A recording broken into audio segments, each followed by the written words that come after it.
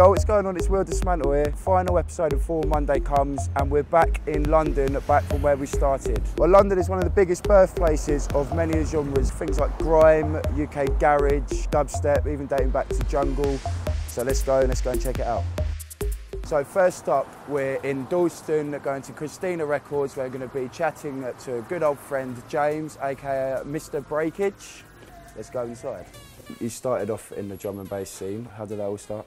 Started like making tunes when I was probably your age, and then I got signed randomly and got to put a record out. Everything I was making was getting really minimal. And people were like, yeah, I reckon you can make dubstep. So I was like, I can make this and really get into it.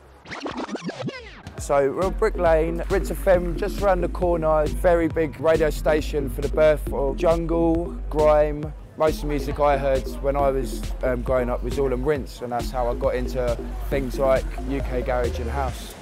As we're in the area, Breakage and myself decided to go for a curry with XOYO and Fabric and DJ XOYO. We had a chat about how they've seen London's clubbing scene evolve. What makes London clubbing and the music so good? So much of it, you know, it's what makes London so good.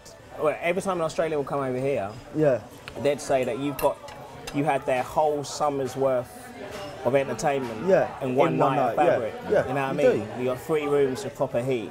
So how's this stuff like back then? How's it compared to like the clubbing like nowadays? Clubbing is less elitist, and now you've got really good music on the radio. Last time this kind of thing happened is when like hardcore was hitting the charts, SL2, Prodigy, and now you've got good music in the charts again. It's a healthy scene at the moment, and I think, you know, it's getting a real good resurgence now. I think there's more people coming into it than ever. What were the kind of kick-off points for you? It's like dance tunes, like IB tunes and stuff. I was well into it, so just go out and buy the CDs. And I saw a drum and bass arena, Fabio and Groove Rider.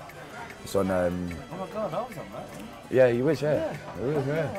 I think the first proper thing that I listened to was like Rat Pack at like Dreamscape, and I was like, this is amazing. No idea what was going on. Like, why are these people so happy?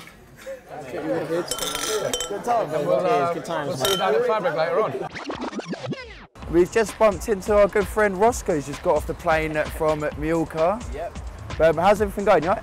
All good, can't complain. So how did it all start out? I've been on Rinse since like end of 2008, but I started like releasing my own vinyls on my own label. How is it different then to it is now? It's like a lot of garage, a lot of funky, dubstep was really big, but everything like it just takes a little turn, and I think house is at the forefront at the moment. What's London to you personally? London's my home, and like I just feel like, especially when it comes to like DJ sets, I feel that I put more preparation into it. You can experiment and you can play a wider range in London than anywhere else.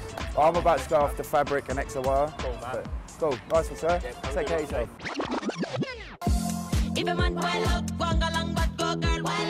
My first stop of the evening was XOYO. I was here to see one of my favourite female artists perform.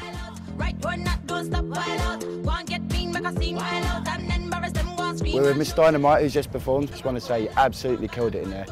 Tore it apart. Obviously, you just played to London crowds, London scene here. It's absolutely buzzing in there. What's your view on like the London scene as opposed to playing to other places? The London scene, if I'm totally honest, Yeah. is the hardest. But once you crack the London scene, there's nothing like it.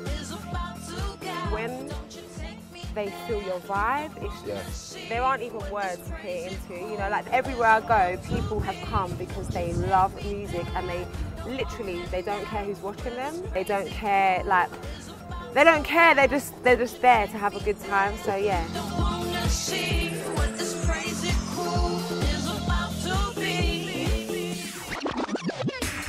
Outside Fabric nightclub, we're going to be checking it out and then going to be meeting up with a drum and bass legend, that is Goldie. Let's go inside.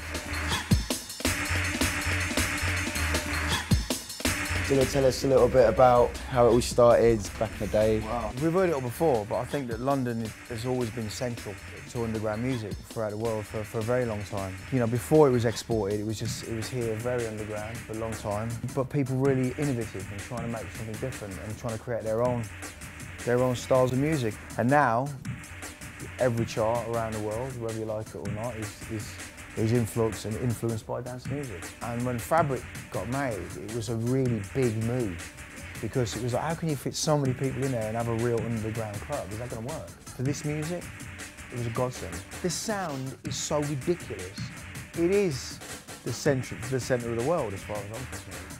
And the best thing about that is that even now, tonight, there's 5 or 6 tunes that haven't been played yet, that I haven't drawn, but I can't wait to draw and get you the fuck out of this interview so I can go through that door and fucking smash it in. I can't fucking wait.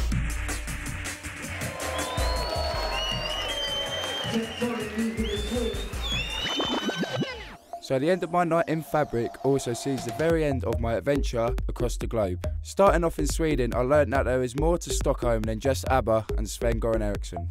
From there, the people of Berlin showed me how to really party all weekend. Next stop was China and the city of Beijing that really proved itself to be a contender for a clubbing hotspot.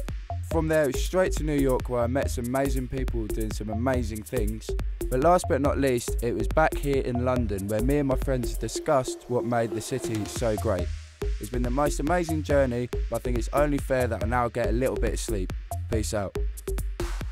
It's been eventful.